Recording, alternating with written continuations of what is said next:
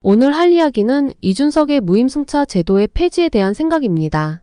무임승차 제도는 값을 치르지 않고 승차하는 행위를 이야기한다. 특히 우리나라 법상 65세 이상의 고령자들에게는 공공장소에서 무료 또는 할인된 가격을 받는다. 특히 이준석이 발의한 노인분들의 무임승차 제도는 10년, 20년 전부터 화두가 된 이야기였다. 하지만 이야기만 했지 실제로 이루어지지는 않았다. 그것은 바로 표를 의식하는 정치인들 때문이었다. 65세 이상의 사람들과 그에 근접한 사람들 입장으로서는 복지가 사라지니까 반발하는 것이 당연하다. 하지만 이런 제도는 수도권을 포함한 사람들만 얻는 이익이다. 철도와 도시철도는 수도권과 광역시에 집중이 되어 있다.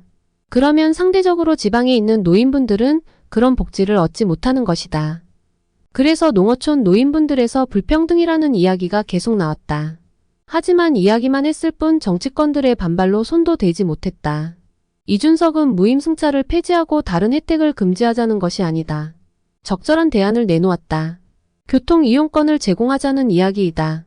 이용권은 도시철도와 버스, 택시 등 모든 교통수단에서 사용이 가능하다. 일정 금액을 소진한 후에는 할인된 가격으로 복지를 제공한다는 것이다. 저는 이런 의견에 매우 찬성하는 입장입니다. 반대 의견으로 세대 갈라치기라고 하거나 청년정책 지원금도 삭감하라는 의견도 있습니다.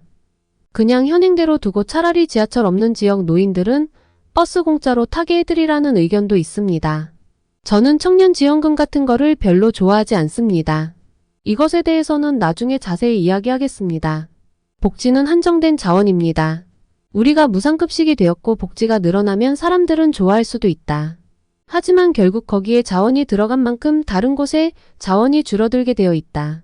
이것으로 복지에 들어가는 돈이 줄어들고 지자체가 선택할 수 있다. 어떤 게 그나마 돈이 덜 들고 시민들에게 편안함을 줄 건지를 말이다. 이준석을 사람으로서 제가 싫어할 수도 있다고 생각합니다. 하지만 저는 정치인으로서 공약으로서의 이준석은 저는 싫어하지 않습니다. 적의 쇼든 뭐든 최소한 뒤로 숨어있지는 않습니다. 남들이 꺼내기 힘든 이야기를 과감하게 꺼내고 있습니다.